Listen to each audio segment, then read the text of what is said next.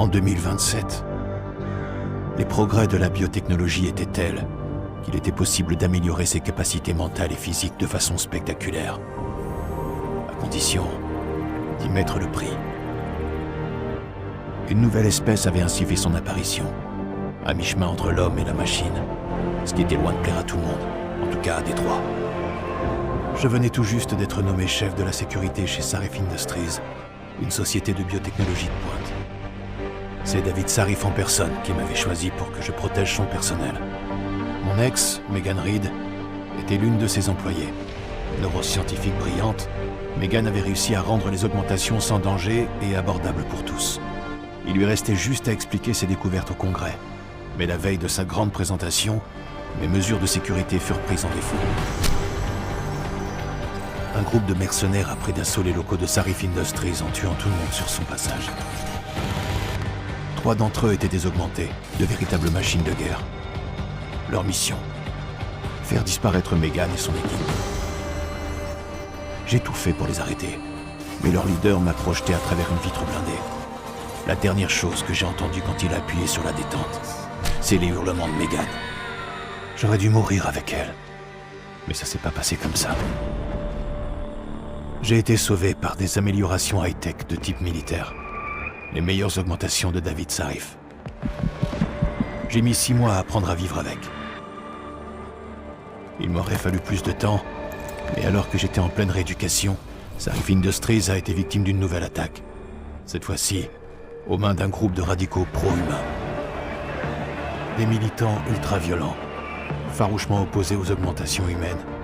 Ils prétendaient faire partie du Front pour l'Humanité, une organisation à but non lucratif qui voulait que l'ONU limite les recherches en biotechnologie. Ils sont entrés par effraction dans l'usine de Sarif et sont tombés sur des opérateurs qui travaillaient sur un prototype d'augmentation militaire ultra secret, le Typhoon. Sarif m'a envoyé à sa recherche et quand je l'ai trouvé, je me suis retrouvé nez à nez avec l'un de ces prétendus puristes reliés par des implants cérébraux pour tenter de télécharger des données top secrètes. Clairement, c'était pas qu'une simple histoire de vol. L'augmenté s'est donné la mort avant que je puisse l'interroger. Sarif m'a ordonné d'approfondir l'enquête, alors c'est ce que j'ai fait avec l'aide de Frank Pritchard, son responsable de la sécurité informatique. Et on a découvert qu'un deuxième pirate contrôlait les actions de l'augmenté à distance. Pritchard et moi avons remonté la trace du signal jusqu'au camp d'internement de la FEMA, à Détroit. C'est là que nos mercenaires se cachaient, les mêmes qui m'avaient laissé pour mort 6 mois plus tôt. Je me suis dit qu'ils allaient retenter leur chance en me voyant, mais hors de question pour moi de les laisser faire. Je me suis débarrassé du dénommé Barrett, ce qui m'a permis d'obtenir une nouvelle piste. Un appartement en Chine. Bien entendu, nous savions tous les deux qu'il ne pouvait s'agir que d'un piège.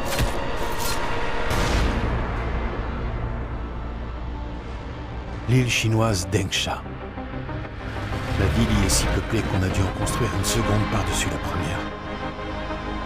Trouver des indices là-bas n'allait pas être une partie de plaisir. Mais heureusement, j'étais pas seul. La pilote de Sarif Industries, Farida Malik, avait vécu à Engsha. Elle allait donc pouvoir me guider dans la ville, et je n'étais pas mécontent de l'avoir à mes côtés. Malik m'a déposé dans la ville basse, près de l'appartement dont Barrett m'avait parlé. Quand je suis arrivé, toutes les pièces avaient été retournées par des agents de Belltower Associates, une société de sécurité privée travaillant sous contrat pour le gouvernement chinois. Mais ils avaient une toute autre raison de se trouver là. Il s'est avéré que le locataire de l'appartement était un pirate du nom de Van Bruggen, celui même qui contrôlait l'augmenté à distance dans l'usine de Sarif. En l'obligeant dans la panique à se donner la mort, Van Bruggen avait commis une grosse erreur, et ses anciens partenaires étaient désormais à ses trousses. J'allais devoir mettre la main sur lui avant eux. Mais pour retrouver Van Bruggen, j'allais devoir entrer dans les bonnes grâces des triades, la mafia d'Engsha. Leurs hommes avaient enfermé mon pirate dans un hôtel à capsule sordide. Quand j'ai fini par le trouver, Van Bruggen m'a donné le nom de sa commanditaire sans hésiter, Zhao Yunru, la présidente de Taiyang Medical. D'après lui, Zhao avait embauché des mercenaires pour déstabiliser sa concurrence et ainsi obtenir le monopole de l'industrie des augmentations. Sarif Industries était sa cible principale. Afin de prouver ses dires, j'allais devoir m'introduire chez Taiyang Medical et volé un enregistrement de sécurité sur un serveur. Je me doutais bien que Van Bruggen m'avait pas tout dit. Mais je m'attendais certainement pas à ce que j'ai trouvé. Megan était en vie. Ses 4 meilleurs chercheurs et elle avaient été enlevés et transférés quelque part, pendant que leur ravisseur les faisait passer pour morts. Prêt à tout pour en savoir plus, je suis monté chez Zhao pour lui demander des comptes. Elle a prétendu n'être qu'un pion au milieu d'un groupe si puissant qu'il pouvait contrôler les intérêts mondiaux comme bon lui semble. Et puis elle s'est enfermée dans une pièce sécurisée et a déclenché l'alarme. J'ai donc dû filer rapidement. Je me suis dit que Zhao mentait. Mais certains points de sa confession semblaient plausibles. David Sarif s'inquiétait pour ses employés, à tel point qu'il avait exigé d'eux qu'ils se fassent poser un implant de localisation. Ces puces GPL auraient dû être en service le jour de l'attaque. Mais d'après Zhao, elles avaient toutes été désactivées d'un simple coup de fil à Picus, le leader mondial de l'info en continu. J'allais devoir me rendre au QG de Picus à Montréal si je voulais en savoir plus.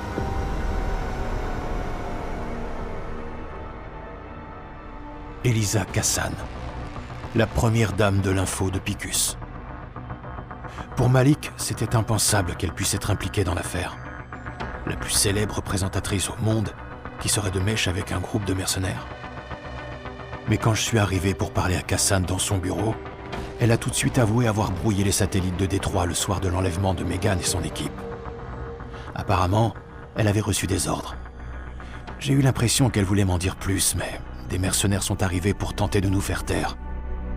Et tout d'un coup, sans que j'y comprenne rien, Elisa a disparu. Les mercenaires avaient à leur tête une tueuse augmentée que j'avais déjà rencontrée 2 fois par le passé, Fedorova, une femme qui n'avait pas hésité à ordonner l'assassinat de sa meilleure amie. Elle a attendu que je remonte la trace de la transmission d'Elisa jusqu'à une pièce secrète sous le bâtiment de Picus, et elle m'a attaqué par surprise.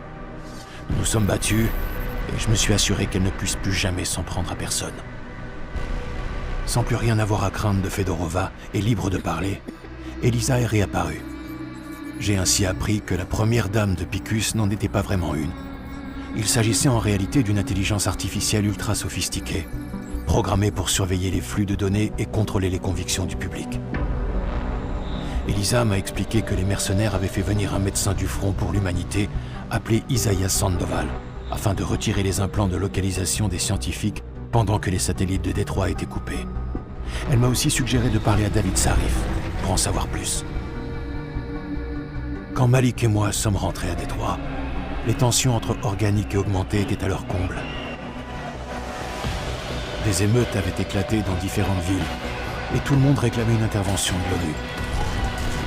Sarif faisait tout pour convaincre Hugh Darrow, un inventeur devenu philanthrope et ancien avocat des technologies d'augmentation, de l'aider à empêcher un vote de régulation. Sarif misait beaucoup sur Darrow. La découverte de Megan aurait donné la chance à des millions de gens de dépasser leur simple capacité humaine, tout en faisant de Sarif Industries la société la plus prospère au monde.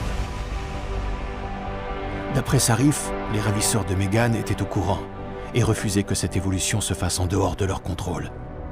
Il m'a expliqué que ses ennemis étaient des Illuminati et m'a encouragé à continuer mes recherches.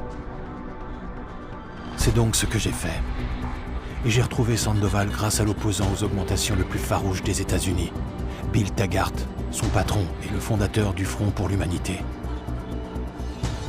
Sandoval m'a avoué être intervenu sur Megan et son équipe quand je lui ai parlé. Et il m'a juré ne pas avoir retiré leur puce GPL et en avoir simplement modifié la séquence. Pritchard a retrouvé la trace d'un de ses signaux en Chine, et je me suis mis en route avec Malik. Malheureusement, les Illuminati avaient un coup d'avance.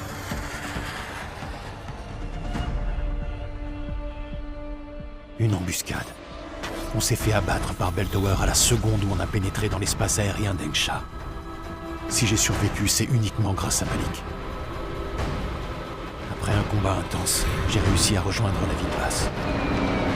Le signal que je suivais m'a conduit droit vers les triades.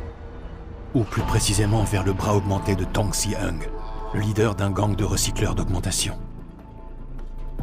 D'après Tong, ils avaient pris le bras sur un cadavre déposé par Beltower à leur porte. Ce qui voulait dire qu'au moins un des scientifiques de Sarif était mort. Mais les autres étaient peut-être encore en vie. Tong m'a indiqué un port utilisé pour le trafic d'êtres humains et m'a aidé à m'introduire dans un bateau de Bell Tower. Il faisait route vers le camp de l'îlot du Fusillé, une base militaire en mer de Chine méridionale. C'est là que Bell Tower retenait prisonniers des civils enlevés, afin de perfectionner leur projet Iron, une interface neuronale provoquant la mort de la plupart de ses cobayes. Mes recherches pour retrouver Megan se seraient arrêtées là sans un mystérieux allié du nom de Queen. En échange de mon aide pour faire tomber Bell Tower, il m'a fait entrer dans un deuxième bateau en route pour le Rancho Omega, à Singapour, un centre de recherche dirigé par les Illuminati. C'est là que se trouvaient 3 des scientifiques de Sarif qui avaient été forcés par leurs ravisseurs à créer une technologie capable de désactiver les augmentations à distance. Suite à un avertissement d'urgence lancé par l'Organisation mondiale de la santé, des millions de gens sur la planète s'étaient déjà fait poser cette puce. Avec l'aide de ces scientifiques, j'ai retrouvé Megan dans une section privée du ranch. Là, je suis tombé sur Yaron Namir, la machine de guerre qui m'avait collé une balle dans la tête à notre première rencontre. Faisant désormais équipe avec Zhao, il espérait me prendre par surprise, mais leur petit plan a échoué. J'ai trouvé Megan dans une suite appartenant à Hugh Darrow, le milliardaire philanthrope appelé à la rescousse par Sarif. Darrow l'avait convaincu d'accepter le projet de Biopuce en lui promettant de saboter la technologie. Tandis qu'elle me racontait tout, Darrow a diffusé une annonce mondiale. Les augmentations allaient signer la mort de l'humanité. Et pour prouver ce qu'il disait, il a activé les biopuces. Partout sur la planète, des personnes augmentées sont entrées dans une rage meurtrière. Darrow avait trahi tout le monde. Et c'est à moi qu'il incombait de régler le problème.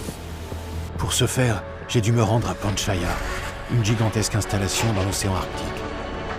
Tandis que je me ruais dans des couloirs construits par des ouvriers augmentés, j'ai croisé la mort et la destruction. Le temps que je mette un terme à la diffusion de Darrow, le mal était déjà fait. Pourtant, l'avenir de l'humanité restait incertain. Comment le monde allait-il réagir à ce sabotage? Les gens finiraient-ils par refaire confiance aux augmentations? Quel serait le prochain coup des Illuminati? Les réponses viendraient avec le temps.